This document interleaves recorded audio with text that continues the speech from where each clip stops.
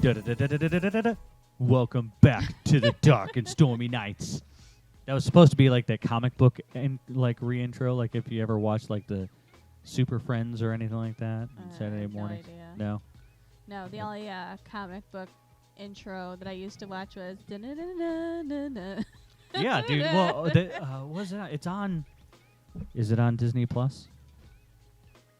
I don't have that. It's either on Disney Plus or Netflix. So, well, you can use my Disney I have Plus. Netflix. I, in fact, my Disney Plus goes unused now.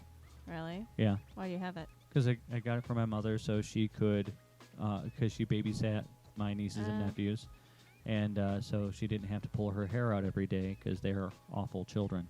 Aw. Yeah, I don't really Disney.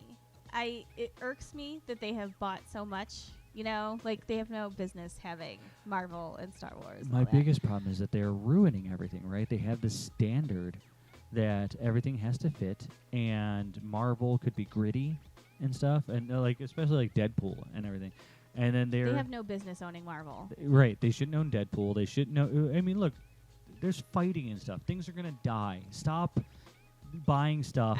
Yeah, it's not good. Now, on the other hand, The Mandalorian comes back October 30th. And The Mandalorian Season 1 I thought was brilliant. So I hate Baby Yoda. I'm sorry, guys, I do. I hate Baby Yoda. I am like the one person who laughed when Baby Yoda got punched. But overall, The Mandalorian's a great story. I love the droid more than I liked Baby Yoda. I always love the droids. The droid's the best part. But I haven't seen The Mandalorian. I have only seen Baby Yoda memes. And I find him a little annoying from those. And I love Gina Carano. So she's one of the she plays one of the Mandalorian's like. Is that the chick from Deadpool? Cohorts, from the first Deadpool movie. Yeah. She's also in The Mandalorian. Too, yeah. I didn't even know she was in that. But yeah, no, I'm not. I've never been a huge like Disney freak. No.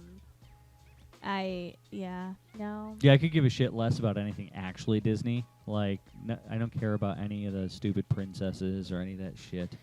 Yeah, I was never big on the princesses. Although I heard they technically own Rocky Horror Picture Show now, Do they?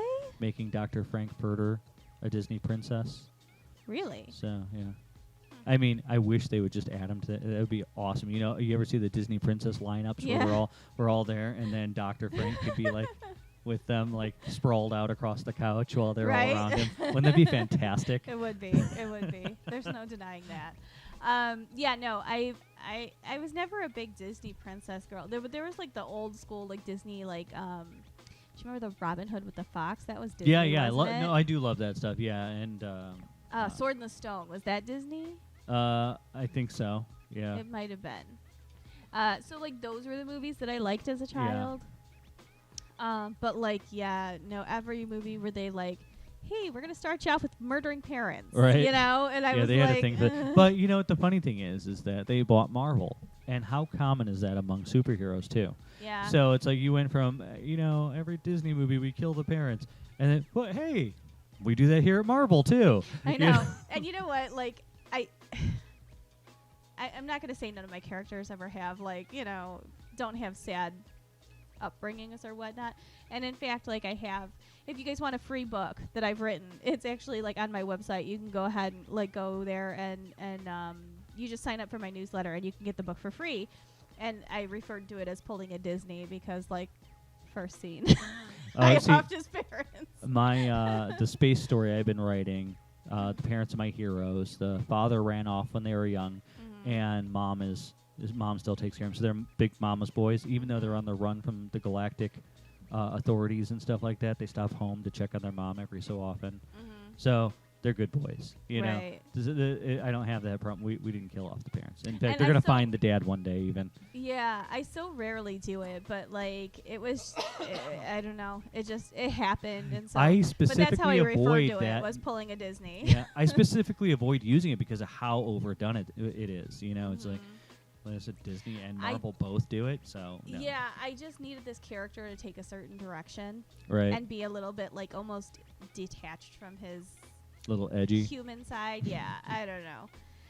So, it happened. It was I needed the money. I don't know. I thought it came out pretty good as far as scenes went, but it was a little sad. Right. Okay. Well, It was a Bambi moment. do we want to get into? Yeah, we probably should. Yeah.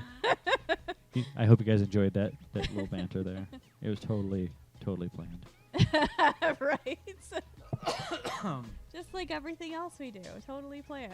Yeah. Anyway. There's usually an outline when we start, and then we throw it away as soon as we hit the record button. Exactly. Just like everybody does with their writing. Right. Like that meme. You remember like the guy who's like walking with his girlfriend and checking somebody else out? Yeah. And it's writing, and then like the girlfriend is my outline, and the other one is a whole bunch of scenes that have absolutely nothing to do with my story. Oh no, I had the one my current whip. There's me, my current whip, the story I just thought of. Yeah, new ideas. I literally just did this the other day. So I've been writing a space story for forever, and then I came up with a new space story, and like that's totally unrelated. It's a little more gritty and dark and stuff like that, where like 99% of the universe is slaves. Yeah. So and then there's a rebellion. So well, 99%, they got good odds there. So well, they'd have to free them all first, but yeah. Yeah. So Good stuff. Yeah, all right. I'm pretty known for doing that myself. So let's jump into the work in progress we're already supposed to be working on here. Do this. All right. So we decided for this next episode, we got a few directions to go, but we're going to start with good old Nigel trying to ring up Lee because he needs his help. Right, because where we last left off, we had Nigel kind of inserting himself as a influential sorcerer among the Combine, right? At the very least, a voice for progress, a voice for peace. For change. Yeah.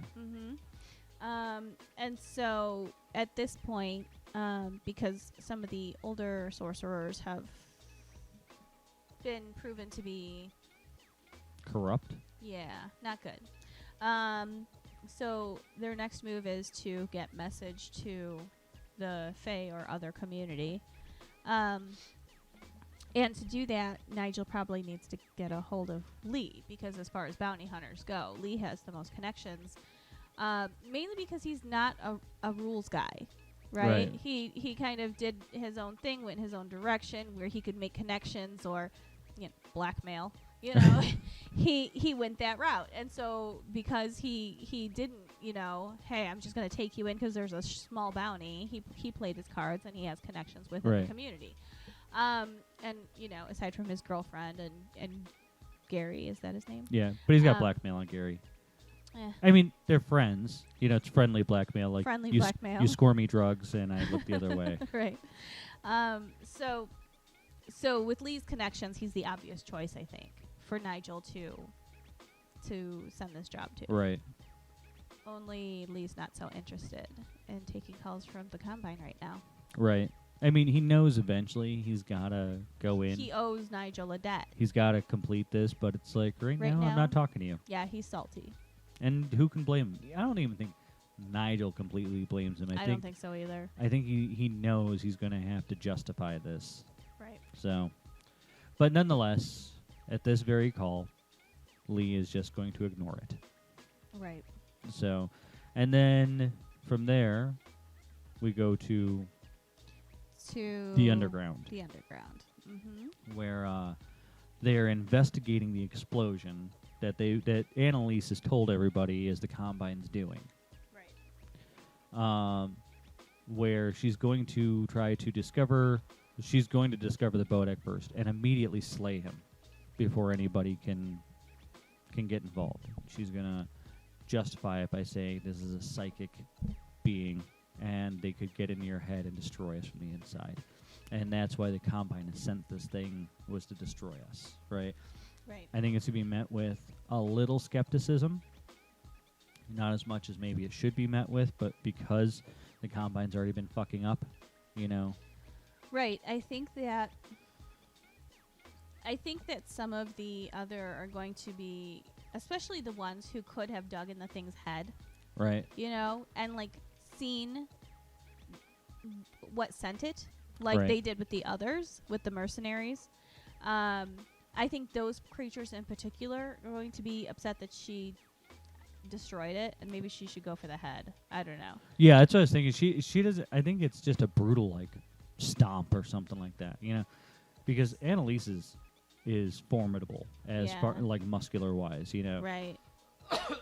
So I think literally she could stomp this thing's head to dust in. Right. So maybe we make the point that like, had you not destroyed his head, we could have gotten information from him even dead. You know, and she's got to brush it off as like. It was heat of the it was moment. a psychic being. I couldn't risk it having control of its own mind. Right. So yeah, that might make a couple of people suspicious of her. But ultimately, I think that they're going to buy it. I think that the majority are going to buy it enough to silence those who still have doubts. And I think we've all seen this, like in the world's political stage. Is there may be doubters, but the fervent, the zealous tend Their to voices silence. are louder. Yeah, they tend to silence those with who are rational and reasonable. Right.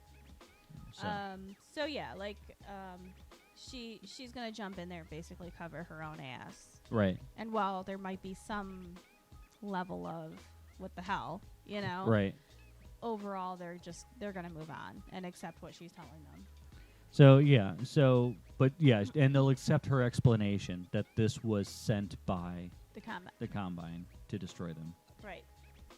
Which I think is what is going to push a vote.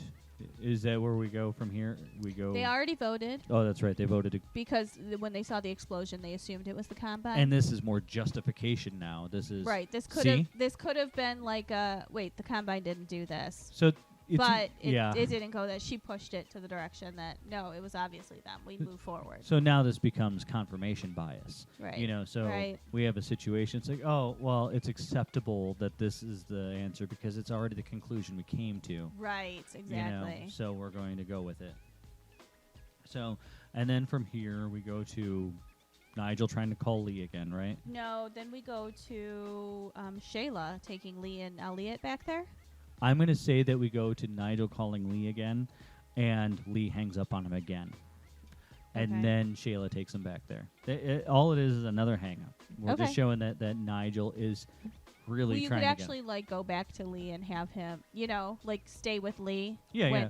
And just have him, like, looking at his phone again. It's Nigel, and he hangs up. Right. And then they go find the bodak. Right. And he's, sorry, Nigel, busy right now, Yeah. And so she takes them back to where she had been when she was kidnapped. Maybe he texts him back, new outlook, who dis? New outlook? Like, I've got a new outlook on life. Okay. You ever done that new phone, who dis? I mean, I haven't personally, but yeah. All right, maybe it wasn't as funny as I thought. Tough crowd. But yeah. You could so we're having Shayla take Eliot and Lee back. Right. And they're going to find the aftermath of what Annalise did to the bodak. Right. Yeah, his head stomped like a bug on the floor and the corpse laying there and fuck. Right. Did you maybe even a little bit questioning Shayla, did you do this? Is this I assume Shayla would know if she stepped in bodak head. I would say maybe she would be like, I don't think so. Right. I didn't like feel something squishy. Maybe there's a boot print that gives it away. Oh, yeah, maybe Elliot's like, it's clearly a boot print. Right. And he looks down at Shayla's feet. She doesn't wear that size, But she was in dragon form, so. So clearly not boots. Right. That would be interesting, but I don't think it would work. Well, I don't think they knew she was in dragon form until she lets them in on it. But okay. So yeah, they can see that the bodak was murdered, and obviously that brings up some questions. Who did this? Right, yeah. Well, if not Shayla, if not us, who had the motive to kill this thing? Right. And like maybe that points them in the direction of the bodak was working for someone. Right. Which I think that they had already considered. Well, and I think that our next step, and maybe we have Nigel try to call again. Uh-huh. And Lee once again sends him to voicemail. And then we end up going to the corpse devourer, a fae that eats the corpses of the dead to get images of their life, to find their memories and thoughts and stuff like that. Right. So they're going to scoop up pieces of the bodak? They're probably going to throw it in the nearest piece of cloth or something like that, and haul it Drip away. it the whole way. Gross. Anyway. So yeah, they take it off to this creature. Right. And get maybe some vague answers, right? Right. And so after that, I feel like when he has vague answers, he usually goes looking for more. Right. I think so. The corpse devourer speaks cryptically, like witches in old stories do. It's always some kind of riddle or something like that. And so they're like, "Great, what the fuck does that mean?"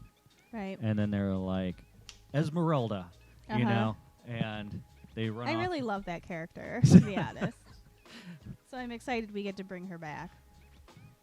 So for those of you who don't remember, this would be the fortune teller booth that Lee visited earlier. The sentient fortune teller booth. In the book. And of course, once they get there, Shayla might have a use for all those coins she was pocketing. I might have to go back and listen to how I portrayed Esmeralda before. Yeah. Just to get a feel for her again. For her personality. God, I love that character though. So cool. Anyway. Who would have thought a fae that is a fortune telling booth? Yeah.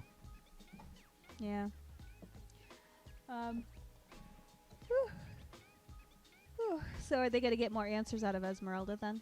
I think Esmeralda's going to clarify just a little bit, enough to make the clues make sense, know. But I think maybe something that points them in the direction of the fact that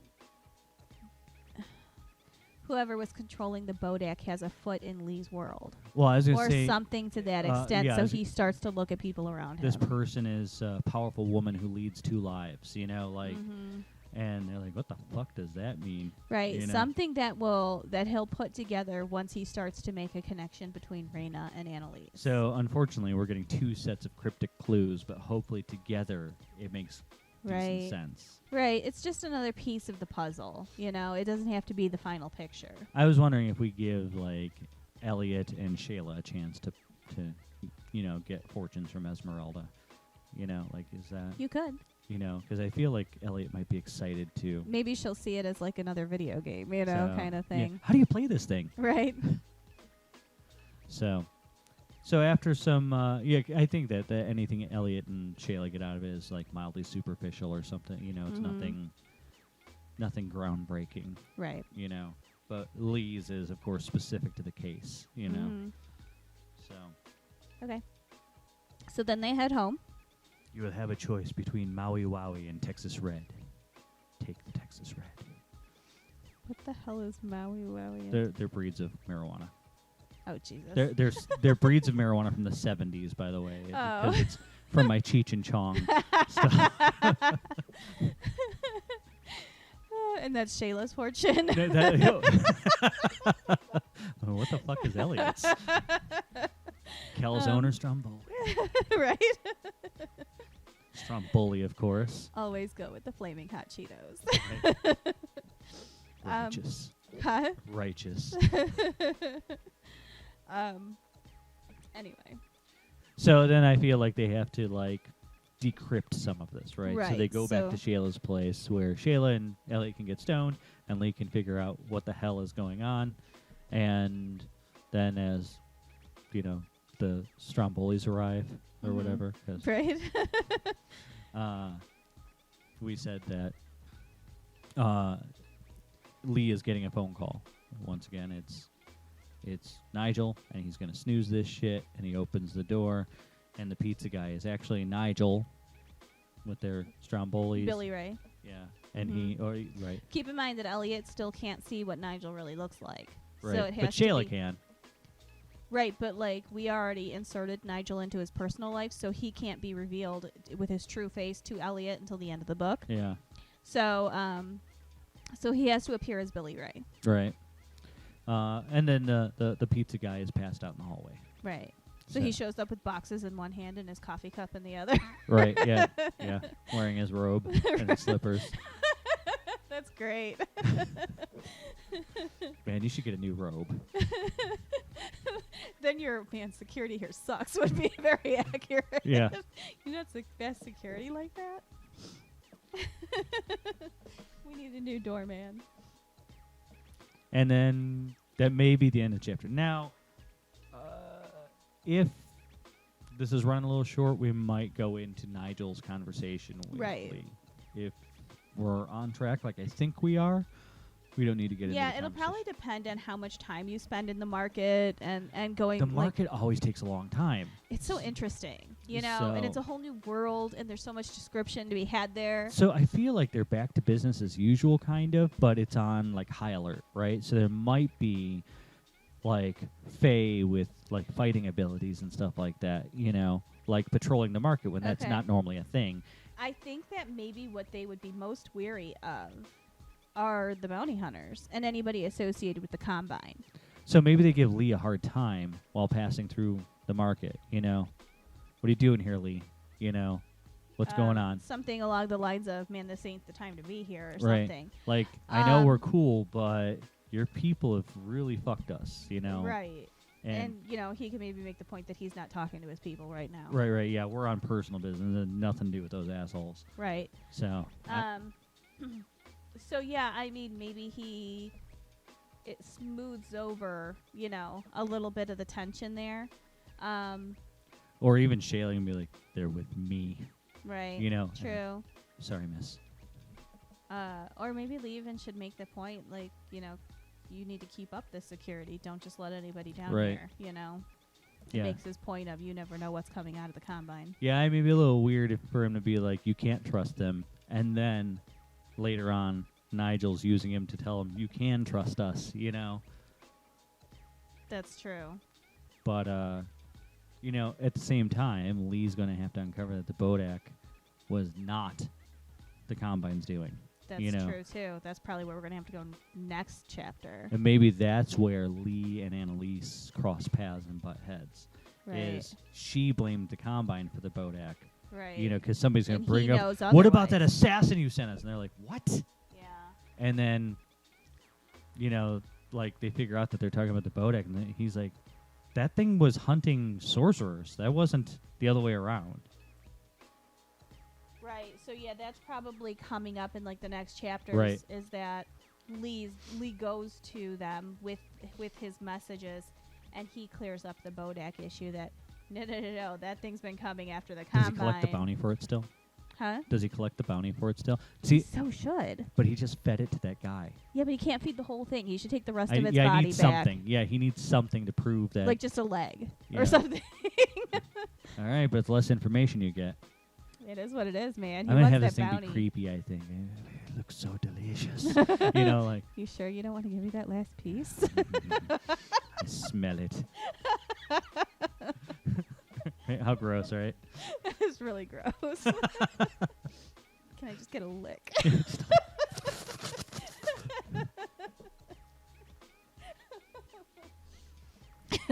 Keeps trying to wrap its tongue around it as he walks away. Oh, so disturbing. Anyway. Yeah, this could be another fun character. It really could. I feel like it's probably going to be the only time he's used, but... Yeah, for sure. But I mean, well, not necessarily for sure, but probably. All right, do we have anything else? No, I think we're good. I think I can. No, I think I can work with this. I think this will be a decent chapter. We can have a little fun with it, hopefully. Awesome. So, all right, don't forget to check us out on Reddit at r/Dark and Stormy Nights, on Twitter at the Dark Stormy K1 on Facebook, and anywhere you find podcasts and YouTube.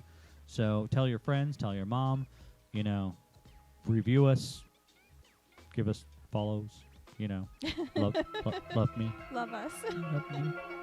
All right, we'll see you next time. Bye. Bye.